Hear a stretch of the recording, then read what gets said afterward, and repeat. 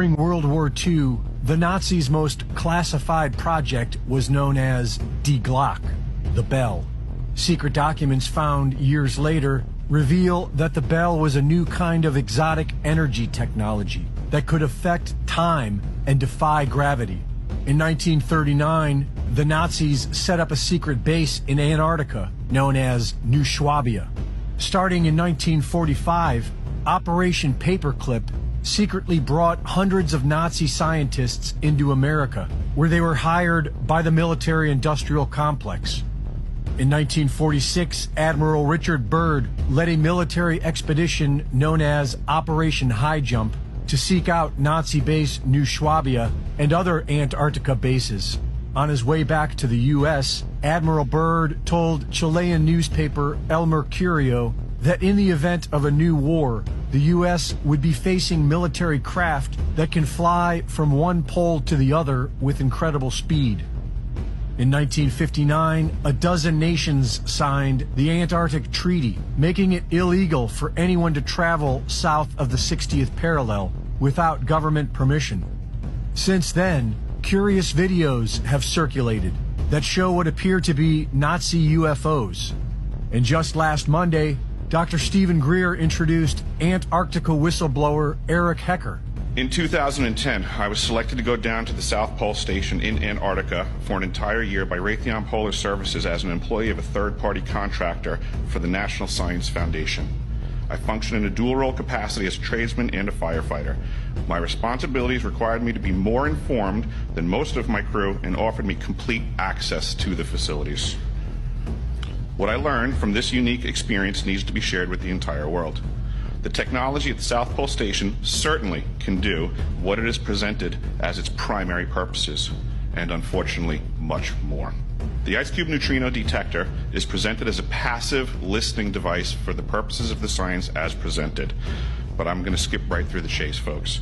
I have provided documentation that proves that the 5,160, what they call DOMs, that are embedded in the ice can actually transmit at 2,047 volts each. That gives us a long list of things to consider. It is effectively a multifaceted directed energy weapons platform that I will list rapidly a few things that it can do.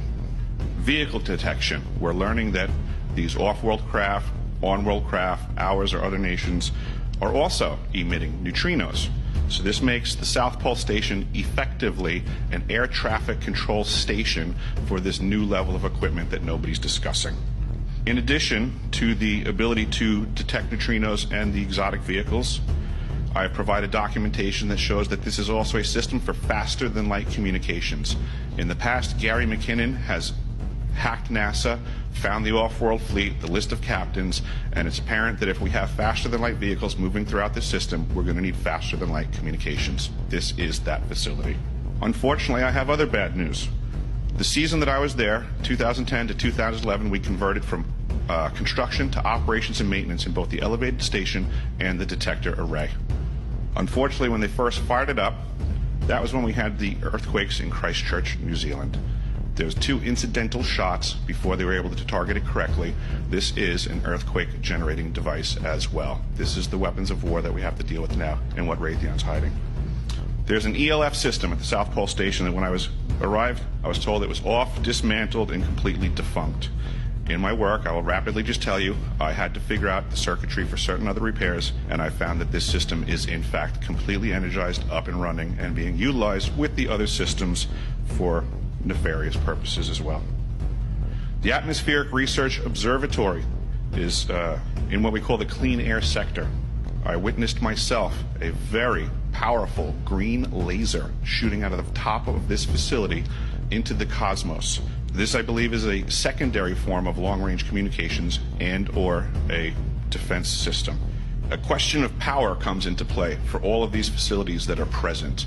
I assure you, I knew what was going on, I knew the load demands of the facility, and all of these new items exceed the demand for the systems that I was presented.